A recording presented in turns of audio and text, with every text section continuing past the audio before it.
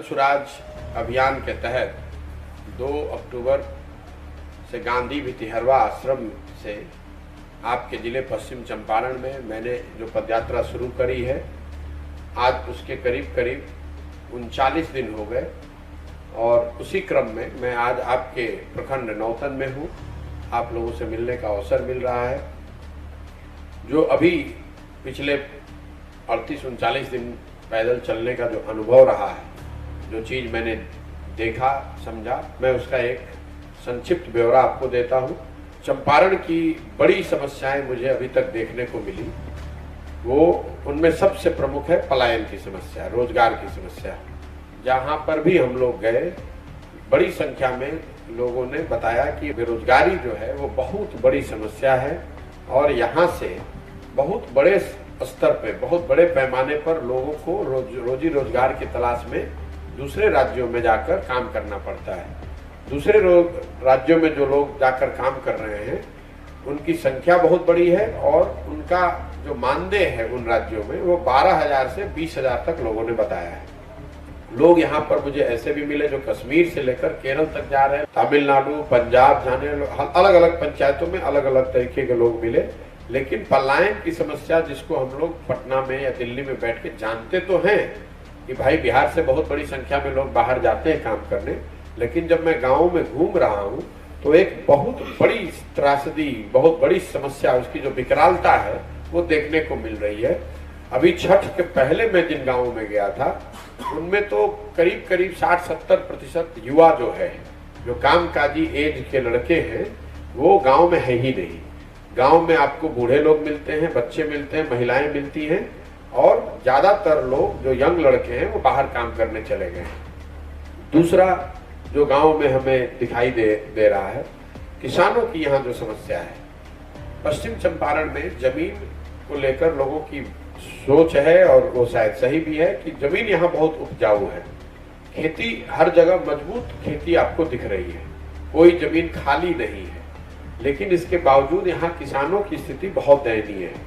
उसकी 2-3 वजह जो समझ में आ रही है। एक तो यहाँ पर जो किसान है उसको सही समय पर खाद बीज सही दाम पर न मिल पाना। जिले के ज्यादातर लोगों ने बताया कि यूरिया उनको सही समय पर नहीं मिलता है और जो मिलता है वो 277 रुपए का यूरिया लोगों ने 800 से 1200 रुपए तक भी दिए हैं। वही हाल अभी पोटास और टीएपी का है, जिसमें लोग बता रहे हैं कि 500 से 800 रुपए तक ब्लैक हो रहा है और वो भी मिल नहीं रहा है।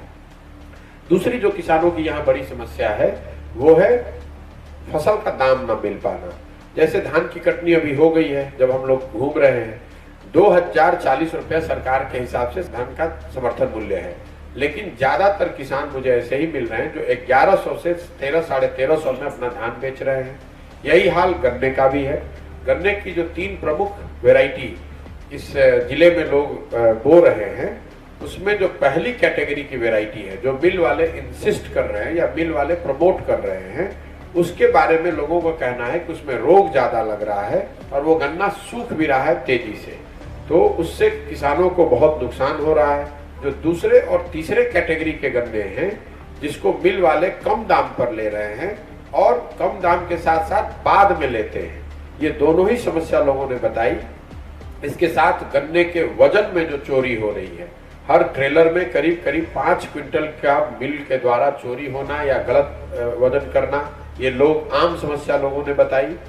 जो पर्ची का सिस्टम है मिलों में, उसको लेकर लोग अभी भी कंप्लेन कर रहे हैं। हालांकि कुछ लोगों ने बताया, जनप्रतिनिधियों ने बताया कि अब मोबाइल पर मैसेज से वो सिस्टम हो रहा है, लेकिन ज्यादातर जो छोटे कृषक हैं जो गन्ना उत्पादन से जुड़े हुए हैं, वो आज भी पर्ची वाली व्यवस्था से ही जुड़े हुए हैं और किसी न किसी बिचौलिए के माध्यम से ही वो अपना गन्ना बेच पा रहे हैं। तीसरी जो समस्या किसानों ने बताई कि यहाँ पर त्रिवेणी कैनाल वाला जो एरिया है, उसमें पानी का नहीं पहुंचना, या यहाँ पर भी, जहाँ हम लोग नौतन में बैठे हैं, यहाँ पर भी लोगों ने बताया कि नहर तो है लेकिन पानी पहुंचता नहीं। पश्चिम चंपारण के एक बड़े भूभाग में खेतों का सिंचित नहीं होना, हालांकि यहाँ नहरों का एक तरह से जाल बना हुआ है, लेकिन वो नहर कामयाब नहीं है, वहाँ पानी नहीं पहुंच रहा है, ये भी ज्यादातर पंचायतों में लोगों ने बताया।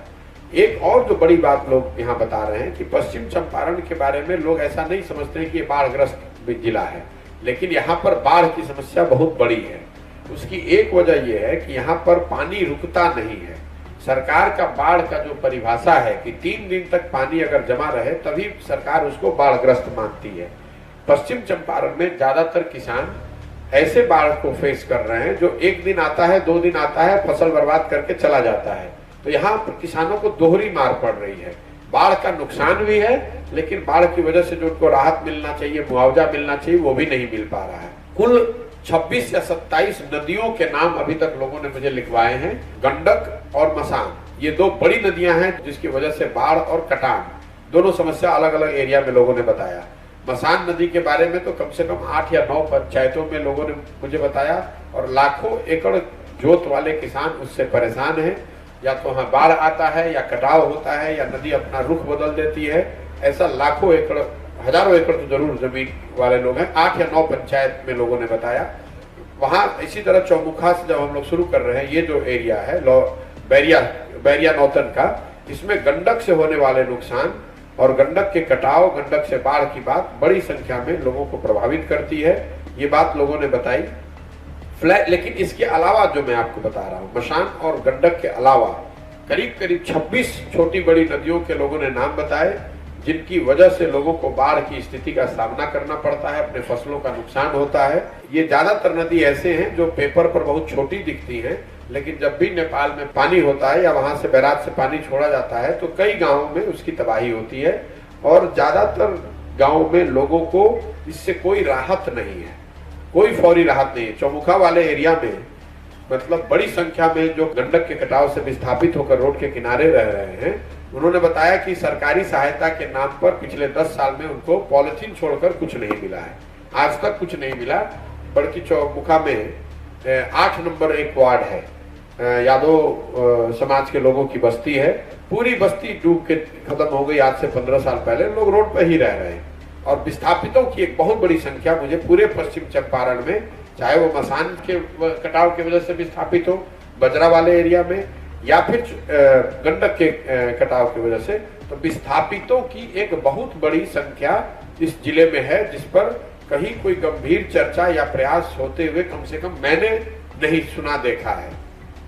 एक जो और बड़ी समस्या जमीन और किसानी से लेकर है कि चंपारण में बहुत बड़ी संख्या में गरीब लोगों को, भूमिहीन लोगों को जमीन के पट्टे दिए गए हैं।